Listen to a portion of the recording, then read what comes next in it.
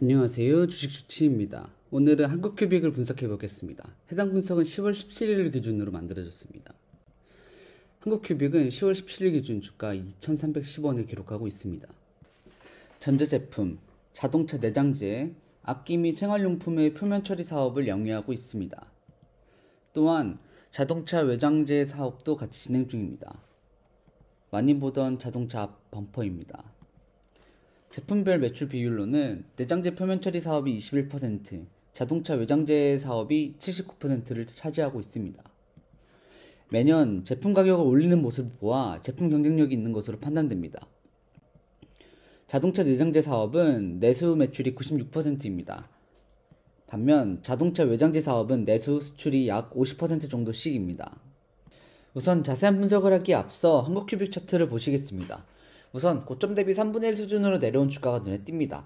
하지만 고점이었던 시기에 거래량이 폭발하지는 않았습니다.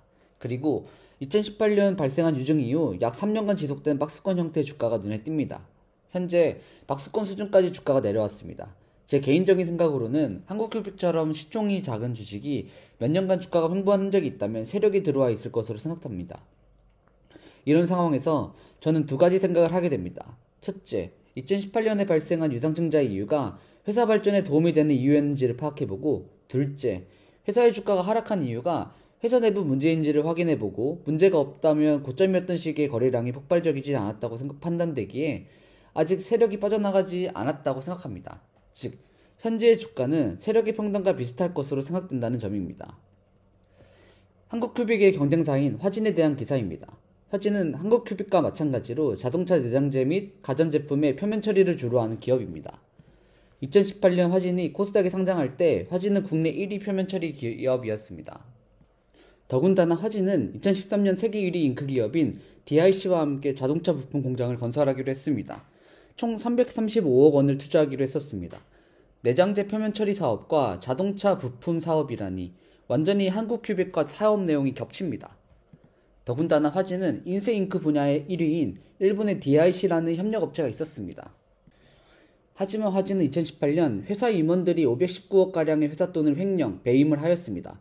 그로 인해 증권거래 정지를 당했었고, 이러한 상황에서 DIC 또한 보유하던 화진의 주식을 전량 매각했었습니다. 이러한 배임 사건으로 인해 화진은 상장 폐지를 하게 되었습니다.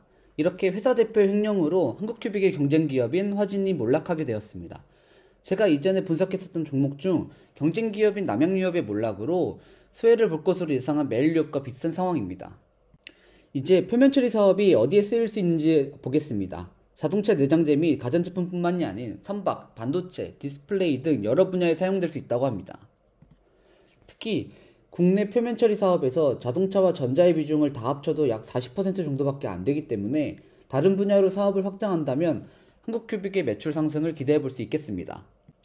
한국큐빅은 자동차 외장재 사업을 담당하는 자회사 삼신화학공업에 꾸준히 채무 보증을 서왔습니다. 이러한 채무의 이유가 삼신화학공업의 재무의 문제인지, 새로운 시설 투자를 위한 자금 확보 목적인지를 파악해 보아야 합니다. 전자의 이유라면 악재로, 호자의 이유라면 호재로 생각할 수 있겠습니다. 그리고 삼신화학공업은 80억 유상증자도 진행하였습니다. 한국큐빅이 채무 보증을 서주고 삼신화학공업이 유상증자를 한 이유를 찾아보았습니다.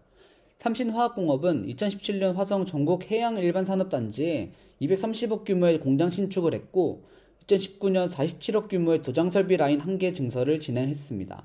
즉, 생산설비 증설을 위한 비용을 유상증자 및 한국큐빅의 채무보증으로 조달한 것으로 파악됩니다.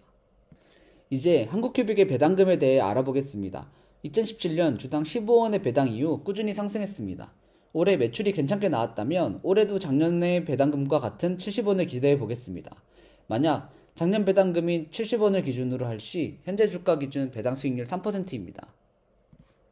다음으로 매출액, 영업이익, 영업이익률, 순이익을 살펴보겠습니다. 매출은 대략 1,600억 원 안팎으로 나오고 있습니다. 다행히 올해 1분기와 2분기도 매출이 잘 나왔습니다. 원자재 가격 상승으로 영업이익이 좀 줄어든 것으로 보이긴 합니다. 하지만 앞서 본 것처럼 제품 가격을 상승시킬 여력이 있는 회사이기에 큰 걱정은 안 해도 될 것 같습니다. 부채 비율과 유보율도 살펴보겠습니다. 부채 비율은 매년 꾸준히 감소 중이고 비율뿐만이 아닌 실제 부채 총계도 감소하는 중입니다. 특히 금리가 오르는 현 시점에서 이자 발생 부채가 매년 줄어드는 건 장점으로 생각됩니다. PER, PBR, ROE를 살펴보겠습니다. 현재 주가가 많이 하락하여 PER, PBR 모두 그래프상 저점으로 판단됩니다. 다음은 현금 흐름을 살펴보겠습니다. 매년 흑자인 영업활동 현금 흐름을 보여주고 있고 꾸준히 투자하는 회사의 모습입니다. 투자 현금 흐름은 자회사인 삼신화학공업 공장 증축에 돈을 투자한 것으로 판단됩니다. 마지막으로 제가 정리한 한국큐빅의 장점 및 단점을 정리해 보았습니다.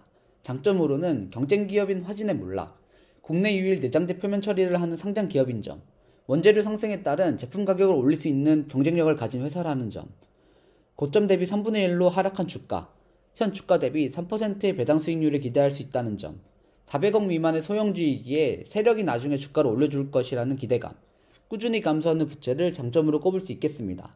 단점으로는 자회사인 삼신화학공업을 위한 채무 보증을 꾸준히 서왔다는 점, 전세계 경기 침체로 인해 자동차 소비 감소가 예상되어 당분간은 매출이 감소할 것으로 예상된다는 점을 단점으로 꼽을 수 있겠습니다. 이상으로 한국큐빅의 종목 분석을 마치겠습니다. 분석 내용이 이상한 점이나 궁금증이나 지적하실 점이 있다면 댓글 부탁드립니다. 좋아요와 구독, 알람 설정도 해주시면 정말 감사드리겠습니다. 해당 영상은 매수 공고가 아닌 의견을 나누기 위한 영상임을 알려드립니다. 그럼 다음에도 종목 분석 영상으로 찾아뵙겠습니다. 시청해주셔서 감사합니다.